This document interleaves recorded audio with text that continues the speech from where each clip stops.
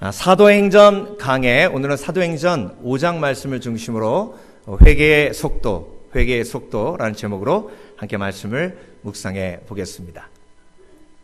자, 여러분, 사도행전 5장을 쭉 읽었는데요, 아나니아와 삽비라 이야기가 나옵니다. 성경에서 아나니아와 삽비라는 굉장히 유명한 사람들이에요. 오늘 본문을 읽으셨듯이 땅을 팔아서 교회에다 이제 헌금을 했는데요. 근데 그 땅 판 것에, 소유를 판 것에 다 드리지 아니하고 조금 숨겨놨죠. 그러고 나서 베드로 앞에 와서 아나니아가, 남편이죠, 이게 다냐 그랬더니 이게 답니다 라고 거짓말을 했어요. 그때 베드로가 교회를 속인 것 뿐만이 아니라 하나님을 속인 것이다 라고 얘기하니까 그 이야기를 듣자마자 아나니아가 거기서 쓰러져서 죽습니다. 그리고 3시간 있다가 삽비라가 오죠. 아내입니다. 남편이 죽은 줄 전혀 몰랐죠. 와서 똑같이 남편과 미리 짠 그대로, 입을 맞춘 대로 이야기합니다. 베드로가 이미 알고 있었죠. 이게 다냐라고 물어봅니다. 자, 그때 삽비라가 이게 답니다 라고 얘기를 해요. 자, 너의 남편을 묻으러 간 사람들이 돌아올 때 그때 너도 목숨이 다하리라. 베드로가 한 말 그대로 그들이 돌아왔을 때 목숨이 다해 죽습니다. 자, 지금까지 굉장히 사도행전이 은혜롭게 진행이 되어 왔는데 오늘 본문을 우리가 딱 보면 굉장히 은혜롭지가 않아요. 그리고 한편으로 오늘 본문에 나와 있는 것처럼 그 소식을 들은 사람이 심히 두려워했더라. 우리도 이 말씀 읽으면서 어떤 생각이 드세요? 두려운 마음이 들어요. 그러면서 던져지는 질문이 뭐냐면 왜 죽었을까? 거짓말해서 죽었을까? 베드로가 말한 대로 하나님을 속였기 때문에 죽었을까? 만약에 거짓말하는 걸로 죽는 걸로 치면은요, 저와 여러분은 여기에 있지 말았어야 되죠, 그렇죠? US에서 미국 사람들에게 마이크를 채우고 하루 종일 녹음을 했어요. 그래서 표본 200명을 가지고 조사를 한 결과 하루에 미국 사람들이 몇 번 거짓말을 하나 조사를 해봤더니 평균적으로 200번을 하더랍니다. 그러니까 미국 사람들이 200번 하면 한국 사람들은 10번밖에 안 하겠죠, 그렇죠? 10번. 한국 사람들은 대단해요. 그렇게 해서 죽는 거라면요, 벌써 아무튼 미국의 인구가요 없어졌어야 됐고요. 자, 그런데 여러분, 죄의 삭은 사막이다. 그러니까 아나니아와 삽비라가 좀 죄를 지었죠, 그렇죠? 그래서 죄의 삭이 임했어요. 이게 너무한 거예요? 너무한 거 아니에요. 당연한 거예요. 죄의 삭은 사망이기 때문에. 근데 왜 이걸 인정하기 싫은가? 왜냐하면 그 원리가 그대로 우리에게도 적용되기 때문에 그래요. 그래서 인정하기 싫은 거예요. 근데 저와 여러분은 왜 안 죽었어요? 왜 안 죽었어요? 주의 은혜로. 그러니까 우리가 살아있는 게 주의 은혜예요.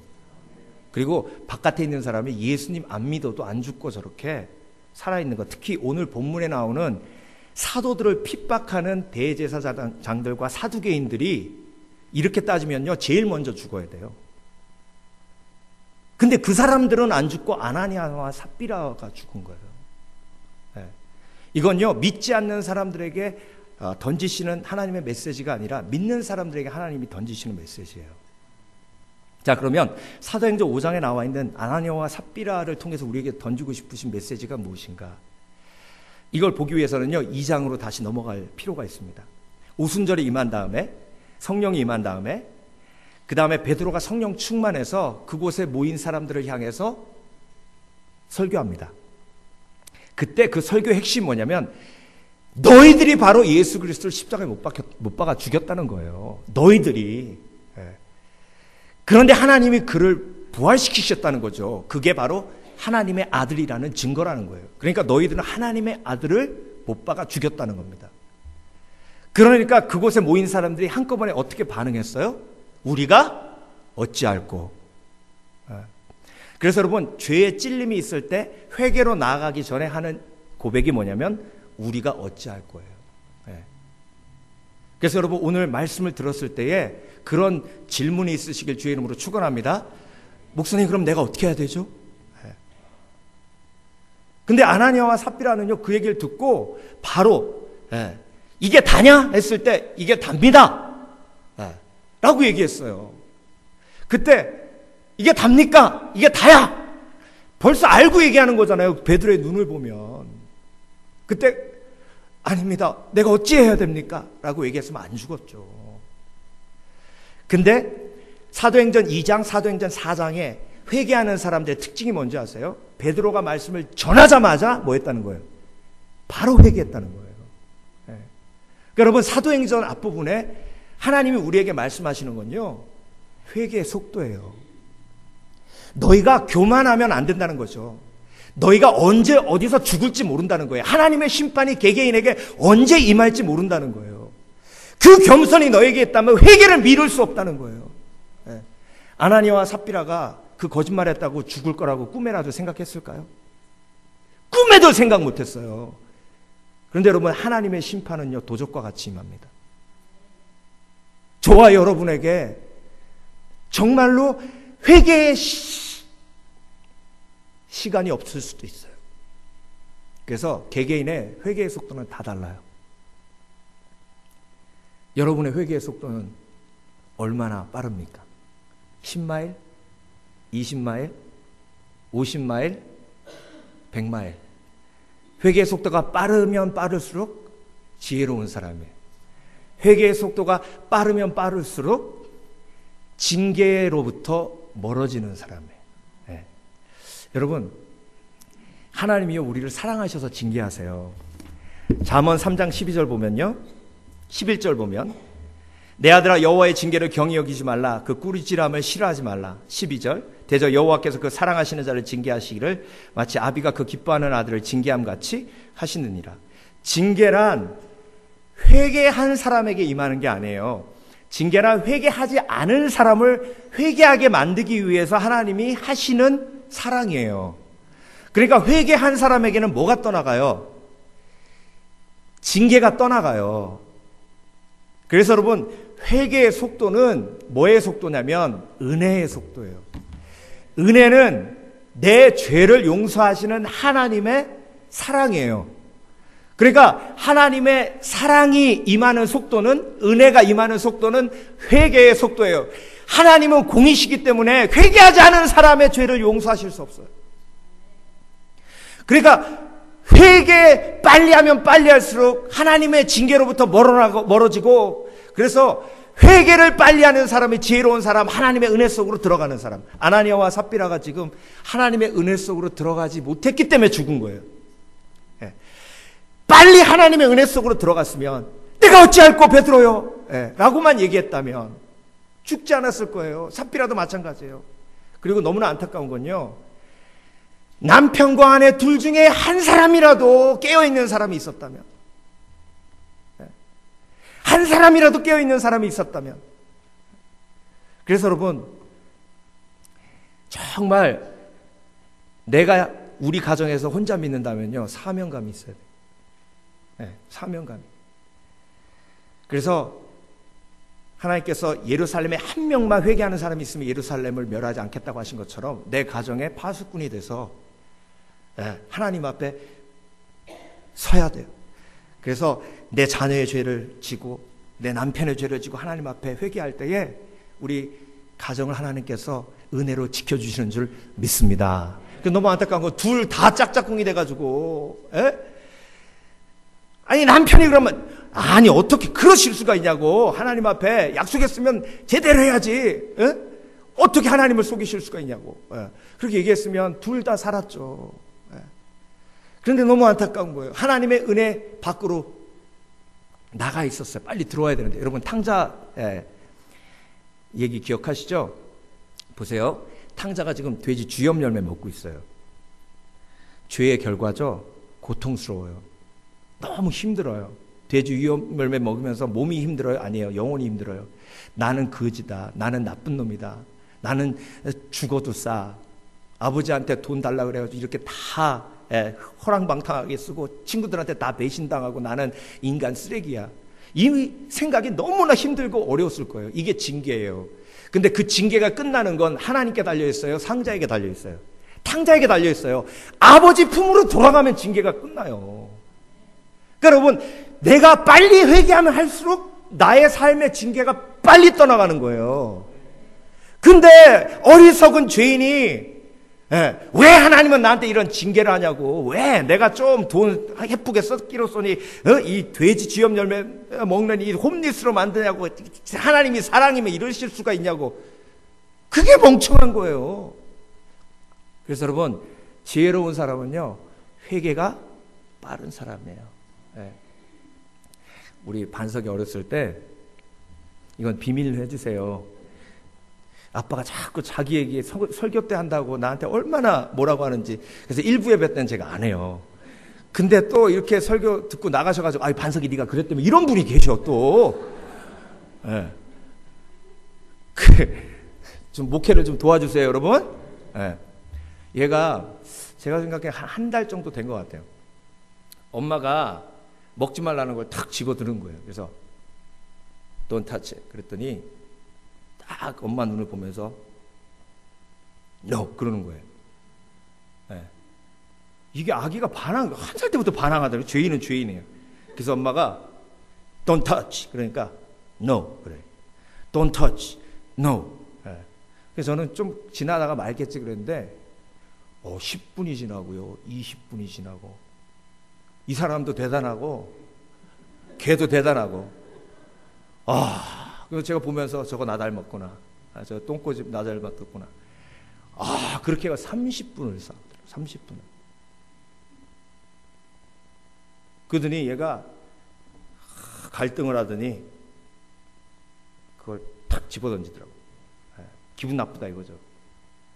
그러니까 엄마가 잘못했습니다 해! 그랬더니 가만히 있더니 I'm sorry 그러더라고요. 아주 태도가 풀순해. 아주 그냥 I'm sorry. 이게 몇 살 때인지 모르겠어요. 1살 때인지 2살 때인지. 아무튼 아빠는 아기가 몇 살 때인지 정확히 기억 못해요. 엄마는 기억해도. 근데 여러분, 그냥 내려놓고 I'm sorry 했으면 30분 동안 그 긴장의 순간 얼마나 힘들고 막 엄마하고 기싸움하고 이게. 근데요, 엄마가 그걸 포기하지 않고 결국 이긴 이유가 뭐예요? 회개해야 안아주고 회개해야 아빠 엄마가 너에게 좋은 아빠 엄마가 될 수 있다는 거죠. 그렇지 않으면 혼나야 됩니다. 여러분, 하나님이요 우리를 너무 사랑하시기 때문에 우리를 연단하시는데, 연단하면 연단할수록 뭐의 스피드가 빨라져요? 회개의 스피드가 빨라져요. 이스라엘 백성들이 왜 40년 광야에 있었는지 아세요? 왜 하필 40년일까? 30년도 아니고 20년도 아니고 10년도 아니고 왜 40년이었을까? 왜? 회개하는 시간이 40년 걸린 거예요. 견적 40년 걸린 거예요. 견적. 여러분, 우리 개개인에 따라 회개의 속도에 따라서 견적 다 달라요. 근데 가장 두려운 건 견적이 60년 나와봐. 그럼 소망이 없어요. 견적이 60년 나오면 죽을 때까지 회개 안 하는 거예요.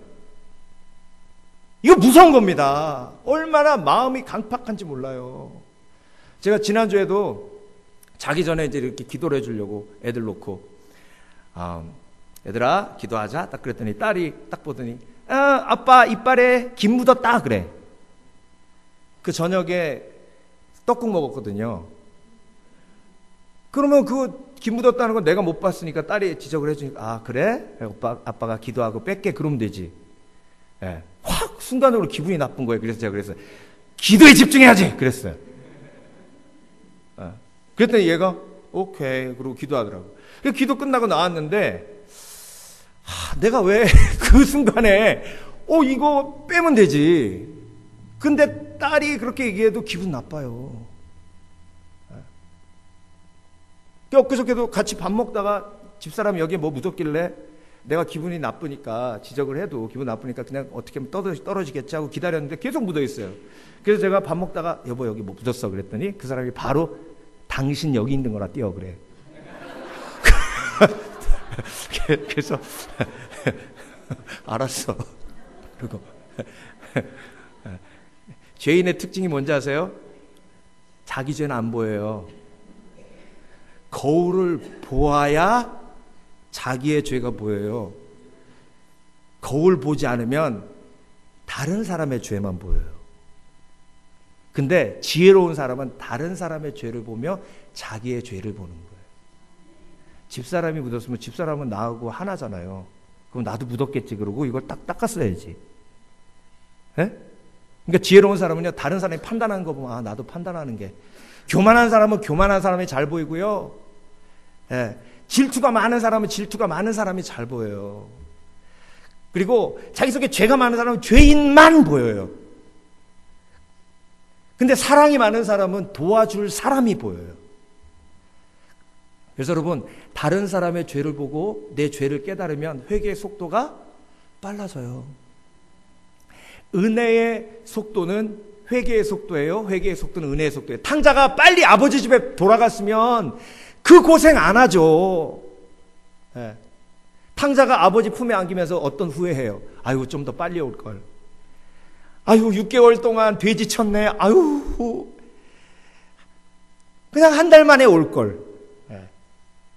그러니까 여러분, 회개하고 나서 후회가 남으면 그 다음번에 내가 적용할 수 있어야죠. 내가 빨리 깨달을 걸. 내가 조금이라도 일찍 깨달을 걸. 그래서 하나님 앞에 나와 무릎 꿇을 걸. 여러분, 회개 안 하는 가장 큰 이유가 뭔지 아세요? 내일 하려고. 내일 하려고. 조금 있다 하려고. 여러분, 말씀 들을 때요, 베드로에게 선포하는 말씀을 들었을 때 내가 어쩔 거 바로 반응한 것처럼 여러분 바로 반응하시길 주의 이름으로 축원합니다. 말씀이 선포될 때에 바로 반응하고 바로 회개해야. 만일 너희가 너희 죄를 자백하면 저는 미쁘시고 의로우사 우리를 모든 불의에서 깨끗게 하신다 그러셨어요. 그래서 여러분, 자백이 회개의 첫 번째고요. 회개가 뭐냐? 원어를 보면요, 죄는 관역에서 벗어나는 거예요. 하마르티아라는 말이거든요. 그래서 회개란 관역으로 다시, 목적으로 다시 돌아오는 거예요. 헬라어를 보면 방향을 바꾸다라는 뜻이에요. 근데 이걸 잘 이해하셔야 돼요. 방향을 바꾸는데 거짓말하는 사람이 거짓말을 안 하는 방향으로 바꾸는 게 회개가 아니에요. 회개는 거짓말하는 사람이 하나님 아버지께로 방향을 바꾸는 게 회개예요. 왜? 죄인은 거짓말 안 할 힘이 없어요.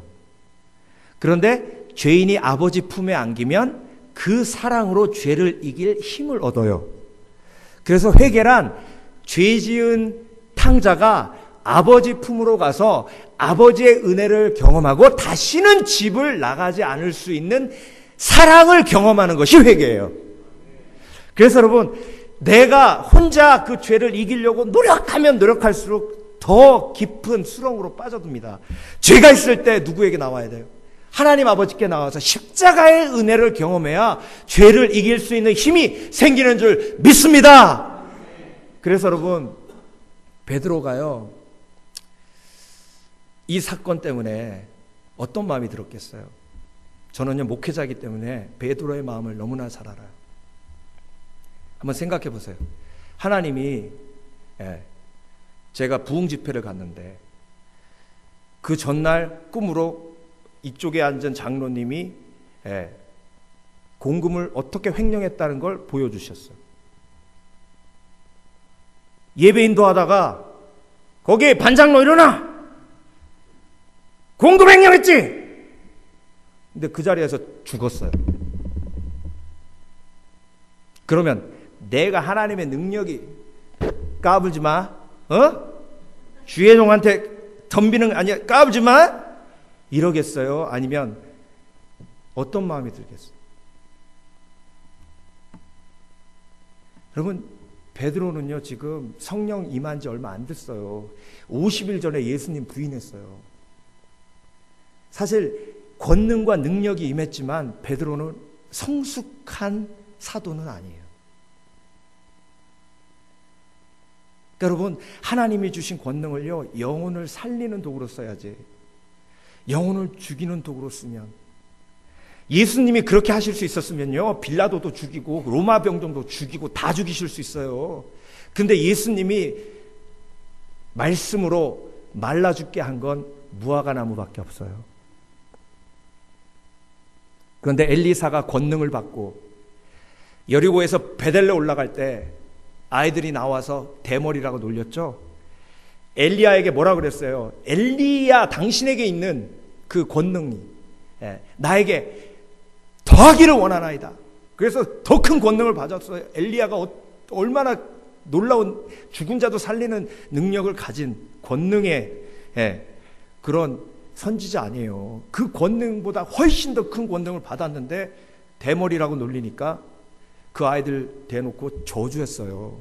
그랬더니 암콤 2마리가 나와서 몇 명을 죽였어요. 42마리, 42명의, 2마리가 아니고 42명의 아이를 죽였잖아요. 그러니까 엘리사가 뭘 느낀 거예요? 자기의 입술에 그런 권세가 있는지 모르는 거예요. 근데 그 권세를 잘못 쓰니까 영혼을 살리는 게 아니라 죽잖아요. 그러니까 엘리사는 얼마나 그 경험 때문에 큰 회개를 했을지 여러분 생각을 해보세요. 그래서 여러분 그 이후에 베드로는요, 자기의 권능으로 영혼을 죽이는 일을 절대 하지 않습니다. 그렇지만 도르가를 살려요. 저와 여러분에게 있는 이 입술의 권세, 말의 권세가 잘못 나가서 영혼을 상처 입혔다면 그게 철저한 회개로 이어져야 되는 줄 믿습니다. 그렇지 않으면요, 또 그런 실수할 수 있어요. 또 한 가지 안타까운 게 뭔지 아세요? 도르가를 살렸잖아요. 그럼 아나니아와 삽비라가 쓰러졌을 때, 사도행전 20장 보면 드로아에 사도 바울이 가서 복음을 전하고 설교하다가 유두고가 3층에 유리창에 걸터 앉았다 떨어져서 죽죠. 그때 그 부흥 집회가 완전 싸늘하게 죽음의 집회로 변합니다. 근데 사도 바울이 가서 그를 살려요.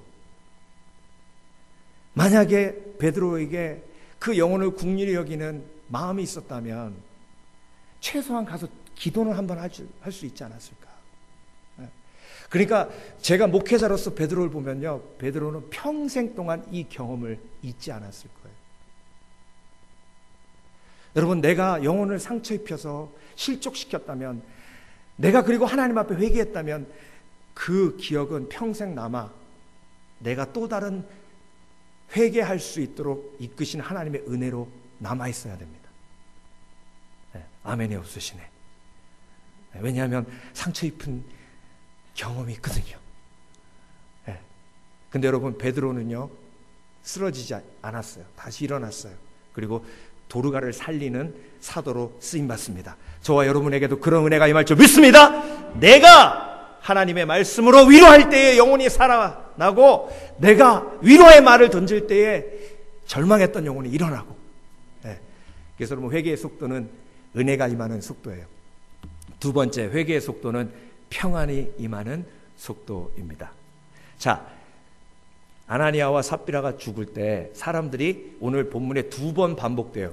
그들이 두려워했더라. 그들이 두려워했더라. 그래서 여러분, 벌 받는 사람 옆에서 보면요, 두려워요. 고난당하고 있는 사람 옆에서 보면 두려워요. 근데 여러분, 모든 고난이 벌 받아서 오는 건 아니에요. 그래서 고난당하고 있는 사람 욥의 친구들처럼 판단하면 돼야 안 돼요? 안 돼요. 절대 안 돼요. 그건 하나님만 아시는 겁니다. 의의 고난도 있어요. 그러니까 절대로 그건 판단해서는 안 돼요. 그렇지만 그런 일이 벌어지니 사람들이 두려워했어요. 우리도 인생을 살면서 맨날 두려움에 떨지 않습니까? 내가 예수 믿는 게 불편한 이유가 뭐예요? 예수 안 믿을 때는 아유 괜찮아 뭐 거짓말 안 하는 사람이 어딨나, 안 속이는 사람이 어딨어, 다 인간 알고 보면 사기꾼이야 이러면서 대충 살았는데, 예수 믿고 나니까 이것도 찔리고 저것도 찔리고, 이렇게 하면 벌 받을 것 같고 저렇게 하면 벌 받을 것 같고, 그게 두려움이에요. 근데 너무나 안타까운 건요, 그들이 두려워해서 회개했더라 이러면 얼마나 좋아요. 그들이 두려워해서 회개했더니 평안하더라. 여러분, 죄에 대한 두려움이 있으면요, 하나님 앞에 나와서 자백하고 회개하면 돼요. 근데 평안할 때까지. 언제 평안이 임하는지 아세요? 내가 결단할 때. 하나님, 제가 다시는 그렇게 하지 않겠습니다 라고 결단할 때 평안이 임해요. 그런데 입술의 회개만 하면요, 평안이 임하지 않아요. 내가 결단하지 않으면 평안이 임하지 않아요. 그러니까 값싼 회개는 평안과 먼 회개예요. 그런데 내가 결단하고 다시는 그렇게 하지 않겠다고 결단할 때, 그때에 평안이 임하는 거예요. 네. 그래서 여러분, 자녀들 혼내실 때 그러잖아요. 그래, 다시 할 거야, 안 할 거야? 그랬을 때 아빠 다시는 안 할게요. 그러면 일로 와, 안아주죠. 근데 다시는 안 할 거지? 그러면 돼. 나 잘 모르겠어요. 미안하다고는 했는데 아버지, 내가 날 보면 또 할 것 같아요. 그래서 나도 날 못 믿겠는데 어떻게 아버지한테 그렇게 또 안 하겠다고 얘기를 해요. 또 실망시켜 드릴 거 아니야. 난 잘 모르겠어요. 그럼 걔는 맞아야 돼. 맞아야 돼. 예. 설사 또 그렇게 할지라도 아버지 앞에서는 뭐라고 얘기해야 돼? 예, 결단해야죠. 안 하겠다고 얘기해야죠. 예, 부모님이 원하는 게 그거잖아요. 안 하겠다고 얘기해. 예. 아빠도 같이 싸워줄게. 예. 그러니까 여러분, 그 결단을 내렸을 때 아버지가 안아주는 거예요. 그때 임하는 게 뭐예요? 평안이에요. 평안을 너에게 주노니 나의 평안을 너에게 주노라. 내가 주는 평안은 세상 것과 같지 아니하니 너희는 걱정하지도 말고 근심하지도 말라. 탈주범이요, 도망다니다가 제가 신문 기사를 스크랩해 놓은 게 있는데, 제가 아주 인상적인 탈주범의 간증을 기억해요. 탈주범이 딱 잡히니까 경찰한테 뭐라 그랬냐면, 저항을 안 하더래요. 딱 잡히니까 그냥 받아들이대요. 그래서 야, 너 왜 저항 안 했냐? 그랬더니 차라리 잡히는 게 마음이 편하네요. 차라리 잡히는 게 마음이 편하네요. 그러니까 도망 다녀 보니까 불안해가지고 못 살겠는 거예요. 차라리 잡히니까 마음은 평안한 거예요. 네. 여러분, 정말 이 불안함은요, 걱정과 근심은요, 돈이 없어서 그런 게 아니에요. 날씨가 안 좋아서 그런 게 아니에요. 내 속에 내가 해결하지 않은 죄가 10년 묵은 거, 20년 묵은 거, 30년 묵은 거. 인삼은 숙성될수록 효력이 커지지만 죄는 숙성될수록 독성이 커져요. 회개의 속도는 평안의 속도입니다. 내가 평안하지 않는 건 내 속에 해결되지 않은 그 무엇이 있기 때문이에요. 그래서 기도는 언제까지 해야 돼요? 평안할 때까지 하는 거예요. 그래서 여러분, 기도 앉을 때, 지난주에도 말씀드렸잖아요. 작가들이 글 쓰는 건 펜으로 쓰는 게 아니라 엉덩이로 쓴다 그랬잖아요. 예? 그랬다고 제가 얘기했잖아요. 그래서 기도는 입으로 하는 게 아니라 엉덩이로 하는 거예요. 기도 처소에 앉아서 하나님이 평안 주실 때까지. 그러니까 여러분, 평안에 민감한 사람이 되시길 주의 이름으로 축원합니다. 그래서 예수님께서 항상 제자들 만나시면 뭐라고 하셨어요? 샬롬, 평안하냐? 이렇게 물어보셨어요. 우리도 인사할 때 그렇게 물어보잖아요. How are you? 물어보잖아요. 안녕하세요? 물어보잖아요. 그만큼 평안이 중요한 거예요. 인생에 제일 중요한 건 평안이에요. 그래서 기도할 때 평안이 회복되지 않으면 다른 곳에서 평안 회복될 수가 없어요. 예배 드릴 때 평안 회복되지 않으면 다른 곳에 가서 평안 회복할 수가 없어요. 여러분, 드라마 보고 나니까 너무 평안해졌어. 그러셨어요? 에? 아니잖아요. 그럼 여기서 평안을 회복하지 않으면 다른 곳에 가서 평안 회복할 수 없다니까요. 그러니까 여기서 평안 회복하시길 주의 이름으로 축원합니다. 평안이 회복되려면 뭐 해야 돼요? 회개해야 돼요. 회개하려면 뭐 어떻게 해야 돼요? 찔려야 돼요. 그래서 오늘 말씀 듣고, 하나님, 내가 아나니아입니다. 내가 삽비랍니다. 그런데 내가 죽지 않은 건 하나님의 은혜입니다. 너무 감사합니다. 오늘 하나님 앞에 내가 통해사복하며 회개합니다. 다시는 안 그러겠습니다. 그때 회복되는 거예요. 다시 평안이 임하는 거예요. 내가 자녀들한테 그렇게 마음 아픈 말 절대로 안 하겠습니다. 절대로. 내가 축복만 하겠습니다, 하나님. 정말 다짐하세요. 마지막으로 회개의 속도는요, 회복이 임하는 속도입니다. 자, 여러분, 예루살렘에 지금 복음이 전파됐어요. 3,000명이 회개했어요. 5,000명이 회개했어요. 그럼 그 얘기는 무슨 얘기예요? 지금 이스라엘이 회복되고 있는 거예요. 네. 근데 여러분, 회개가 없다는 건요, 망하고 있다는 거예요. 그래서 예레미야서에서 하나님이 얼마나 마음 아프셨으면 예루살렘 거리를 돌아다니면서 한 명 회개한 사람이 있으면 내가 그들을 멸하지 않으리라 하신 거죠. 내 이름으로 일컫는 내 백성이 스스로 죄악에서 떠나 겸비하여 내 얼굴을 구하며 기도하면 내가 하늘에서 듣고 그 죄를 사하며 이 땅을 고치리라. 이 땅을 고치리라가 뭐예요? 회복이에요. 네. 그래서 여러분, 우리가 회개하며 이 미국 땅에 죄를 가슴에 품고 기도할 때에 하나님께서 이 미국 땅을 회복시키실 줄 믿습니다. 역대하 7장 14절 믿으세요? 그러면 우리가 그 기도 제목을 가지고 하나님 앞에 나가야죠. 정말 하나님 앞에 부르짖어 기도해야죠. 하나님, 이 땅을 회복시켜 주시고 이 미국 땅을 회복시켜 주시고. 그래서 회개의 운동이 예루살렘에 일어나니까 이스라엘이 회복되고 있는 거예요. 지금 내가 내 삶 속에서 회복이 일어나고 있다는 것은 내가 온전히 회개하고 있다는 것을 이야기해 줍니다. 다윗이 밧세바와 동침하네, 멸망으로 치닫는 그 영혼 속에. 근데 너무 안타까운 건요, 그 다윗이, 그런 영적인 대가가, 하나님의 마음에 합한 그 다윗이 나단 선지자 오기 전까지는 회개하지 않았다는 거예요. 그 사이에 무슨 일이 벌어졌어요? 우리아를 전쟁 맨 앞에 몰아서 죽였어요. 그러니까 그 영적인 거인이, 하나님의 마음에 합한 자가, 정말 하나님의 음성을 수시로 듣던 다윗도 나단 선지자가 오기까지 회개하지 않았다는 거예요. 사도 바울이 눈이 멀었죠. 며칠 동안 눈 멀었어요. 3일 동안 눈 멀었어요. 아나니아가 올 때까지 3일 걸렸습니다. 그러니까 사도 바울이 회개하는 견적은 3일이에요. 눈이 멀어서 3일이에요.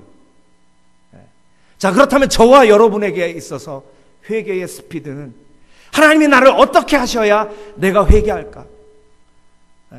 이 강팍한 마음이 하나님이 어떻게 하면 나를 회개시키실까? 여러분, 미안하다고 하는 건요, 자존심을 내려놔야 미안하다고 할 수 있어요. 자존심이 고집이에요. 자존심이 내려놔지지 않으면 절대로 미안하다는 말을 할 수 없습니다. 그게 되지 않으면 회복이 없어요. 예수님께서요, 질병을 고치실 때 그냥 귀신을 쫓고 고치신 적도 있지만 뭐라고 하셨냐면, 네가 나음을 받았다 이렇게 얘기하지 않으시고 내 죄가 사함받았다 하셨어요. 그러니까 여러분, 질병은요, 하나님의 계획을 가지고 계신 질병이 있고 죄를 통해서 오는 질병이 있어요. 근데 죄를 통해서 오는 질병도 하나님이 계획을 가지시는 질병으로 바뀔 수 있어요. 근데 중요한 건 회복이 영혼으로부터 오는 거지만 회개를 통해 육체가 치유되고 회복될 수도 있다. 그런데 여기서 조심해야 될 건, 다른 사람의 질병을 죄와 연결시키는 건, 그건 또 다른 죄악이다. 절대로 함부로, 집사님 병든 이유가 뭔지 알아? 회개에 죄 져서 그래. 이러면 그 사람에게 심판이 임할지어다. 왜 제가 이렇게 세게 얘기하느냐? 그건 정말로 믿음의 식구로서 하지 말아야 할 가장 무식한 영적인 폭력이에요.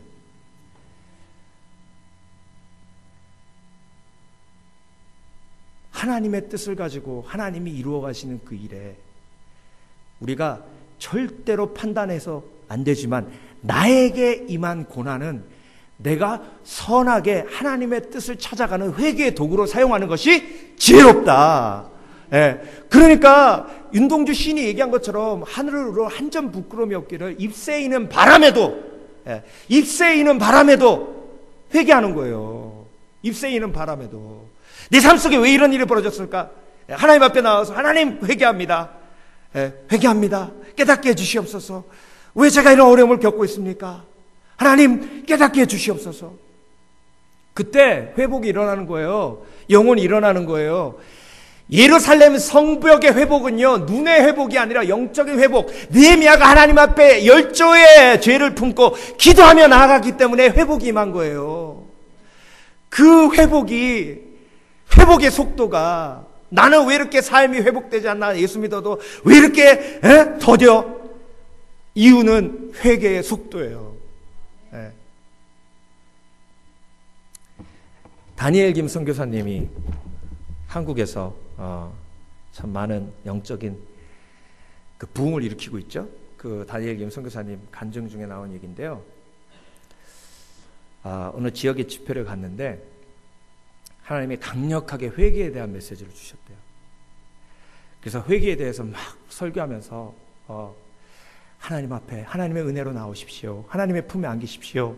하나님이 여러분을 용서하길 원하십니다. 만일 너희가 너희 죄를 자백하면 저는 미쁘시고 이로사 우리 모든 불의에서 깨끗게 하십니다. 십자가의 은혜에 나오십시오. 근데 한 청년이요, 이쪽에서 막 얼굴이 심각해져 가지고 막 싸우는 게 보이더래요.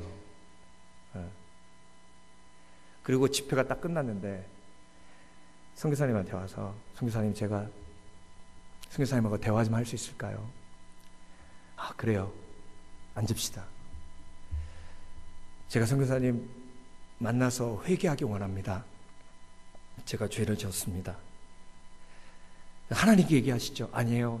제가 이 죄를 이기기 위해서 선교사님께 꼭 얘기해야 되겠습니다. 그래서 선교사님이 그래요. 그러면 그렇게 하십시오. 청년이 뭐라 그러냐면, 제가 사람을 죽였습니다.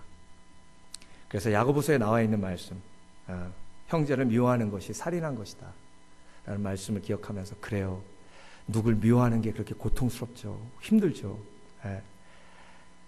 그래서 누굴 그렇게 미워하세요? 물어봤대요. 그랬더니, 아닙니다. 제가 누굴 미워하는 게 아니라 진짜 사람을 죽였습니다. 3년 전에. 그러면서 자기 살인의 이야기를 쭉 하는 거예요. 그러면서 선교사님이 용서의 기도를 함께 드리고, 이제 어떻게 하시겠습니까? 이제 어떻게 하시겠습니까? 선교사님 지금까지 지옥과 같은 삶을 살았습니다. 정말 너무 불안해서 살 수가 없었습니다. 그래서 어떻게든 해보려고 교회에 오늘 나왔는데, 오늘 선교사님의 말씀을 들은 겁니다. 제가 내일 아침 경찰서에 가서 자수하겠습니다. 그리고 그 청년이 그 다음날 경찰서에 가서 자수했대요.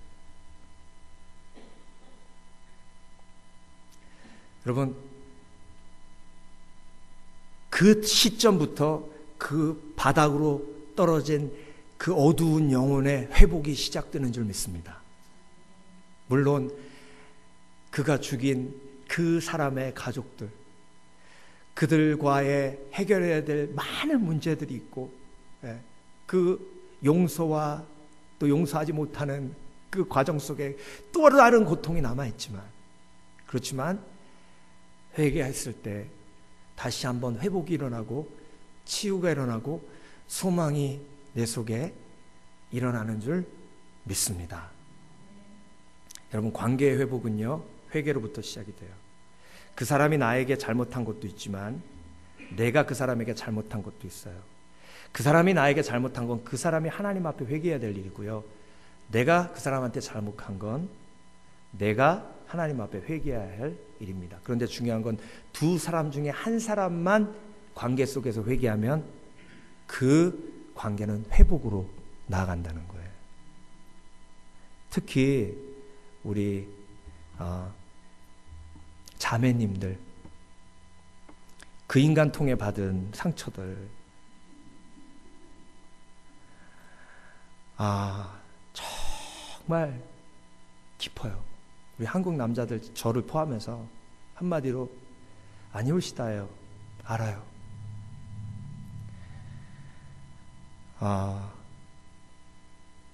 그게 해결이 되지 않으면요,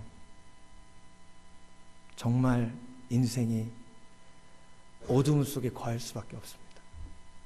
네. 그래서 오늘 회개의 스피드 좀 올리셔. 네. 하나님 마음속에 탁 걸리게 하는 거 하나만 붙드시고. 네. 오늘은 좀 기도 좀 함께 했으면 좋겠어요. 주연 집사님. 즉각적이어야 된다 했습니다. 조용히